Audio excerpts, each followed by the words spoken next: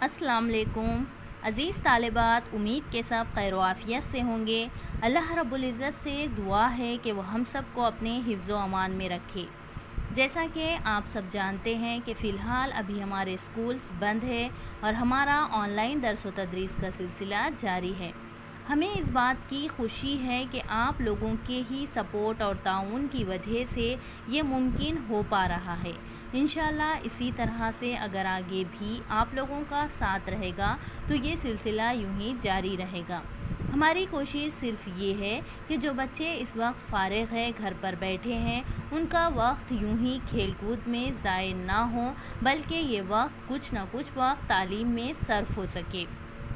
انشاءاللہ اللہ رب العزت سے دعا ہے کہ وہ ہماری اس کوششوں کو کامیاب کرے اور بچوں کو دینی اور دنیاوی دونوں تعلیم سے آراستہ کرے۔ تو چلیے پڑھنا شروع کرتے ہیں۔ آج کا جو ہمارا ٹاپک ہے، آج ہم ریوائز کریں گے۔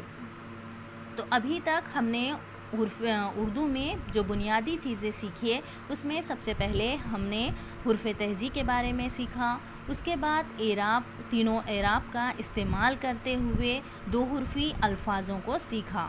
اس کے بعد حرف تہجی کی آدھی اشکال کو بھی دیکھا۔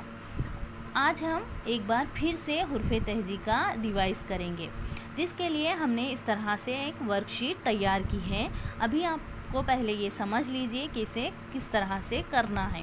تو سب سے پہلے یہاں پر کوشچن دیا گیا ہے، خالی جگہ مکمل کیجیے۔ تو آپ کو اس طرح سے یہاں پر خالی جگہ مکمل کرنا ہے الف سے ذوات تک۔ یہاں پر الف دیا ہوا ہے، الف کے بعد خالی جگہ ہے، اس میں خالی جگہ میں جو آئے گا مسنگ لیٹر وہ سے فل کرنا ہے۔ جیسے کہ الف کے بعد آئے گا بے، بے سے بس، تو یہاں پر اس خالی جگہ میں بے لکھنا ہے۔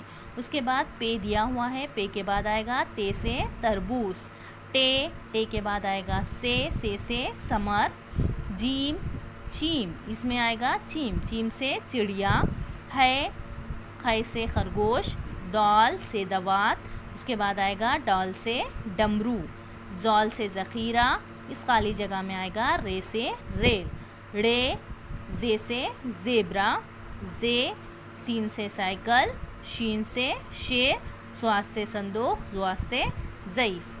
تو اس طرح سے آپ کو یہ خالی جگہ مکمل کرنا ہے۔